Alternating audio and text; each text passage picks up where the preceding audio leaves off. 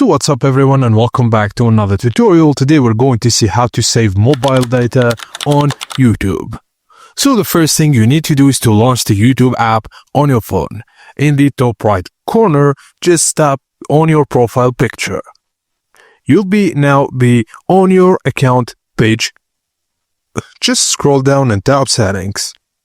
Inside the settings menu, tap on General. In the General section, find and enable limit mobile data usage, then turn this option to on. Once enabled, YouTube will stream HD videos only on Wi-Fi.